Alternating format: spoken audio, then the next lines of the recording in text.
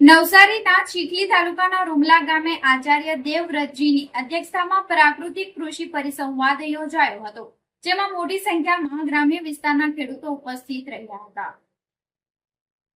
નવસારી જિલ્લાના ચીખલી તાલુકાના રૂમલા ગામે ગુજરાત રાજ્યના રાજ્યપાલ આચાર્ય દેવવ્રતજીની ગરિમામય ઉપસ્થિતિમાં પ્રાકૃતિક કૃષિ પરિસંવાદનું ભવ્ય આયોજન કરવામાં આવ્યું હતું। આ કાર્યક્રમનો મુખ્ય ઉદ્દેશ્ય રાસાયણિક ખેતી છોડીને ખેડૂતોને ઝેરમુક્ત પ્રાકૃતિક ખેતી તરફ વાળવાનો હતો। આ પરિસંવાદમાં ચીખલી અને આસપાસના તાલુકાઓમાંથી મોટી સંખ્યામાં ખેડૂતો ઉત્સાહભેર જોડાયા હતા।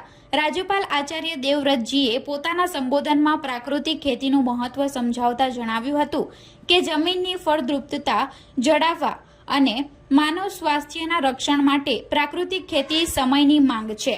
ઉપસ્થિત કૃષિ નિષ્ણાંતો અને રાજ્યપાલ દ્વારા ખેડૂતોને જીવામૃત ઘન જીવામૃત બનાવવાની પદ્ધતિ અને તેનાથી થતા આર્થિક ફાયદાઓ વિશે વિસ્તૃત સમજણ આપવામાં આવી હતી। પરિસંવાદ દરમિયાન રાજ્યપાલે ખેડૂતોને અપીલ કરી હતી કે ગાય આધારિત ખેતી અપનાવીને ખેતી ખર્ચ શૂન્ય કરે અને સમાજને શુદ્ધ આહાર પૂરો પાડે।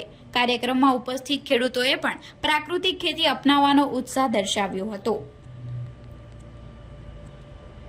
आज नवसारी जिला के रूमला गांव में आने का सौभाग्य मिला।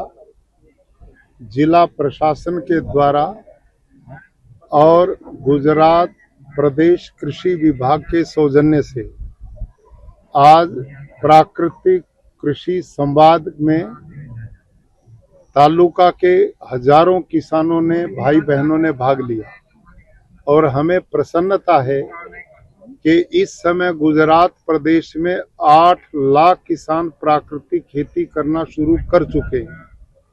आज इस खेती की आवश्यकता इसलिए है कि पर्यावरण एक चुनौती बन चुका है। प्राकृतिक खेती में पर्यावरण शुद्ध रहता है, पानी 50% कम लगता है, धरती की उर्वरा शक्ति बढ़ती है, ऑर्गेनिक कार्बन बढ़ता है।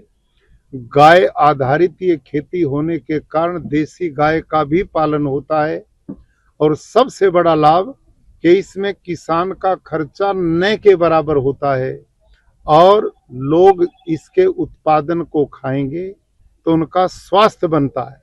आज कैंसर, हार्ट अटैक, डायबिटीज, घुटने बदलवाना, पैनक्रियाज फेल, ये सब बीमारियां जो इतनी तेजी से बढ़ रही हैं, इसके पीछे खान पान का बहुत बड़ा दोष है और प्राकृतिक खेती का आहार यदि लोग लेंगे तो स्वस्थ होंगे।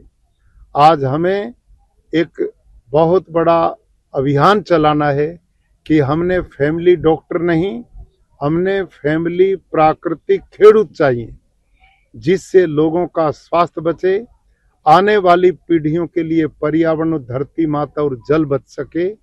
इस मिशन को भारत के यशस्वी प्रधानमंत्री श्रीमान नरेंद्र मोदी जी ने राष्ट्रीय प्राकृतिक कृषि मिशन बना दिया है और प्रदेश सरकार के माननीय मुख्यमंत्री भूपेंद्र भाई पटेल, जीतू भाई वाघाणी कृषि मंत्री महोदय और कृषि विभाग और हमारे प्रशासन के लोग इस दिशा में लगातार प्रयास कर रहे हैं कि आने वाले समय में हम गुजरात प्रदेश को प्राकृतिक प्रदेश बनाएं, जिससे सबका कल्याण हो सके।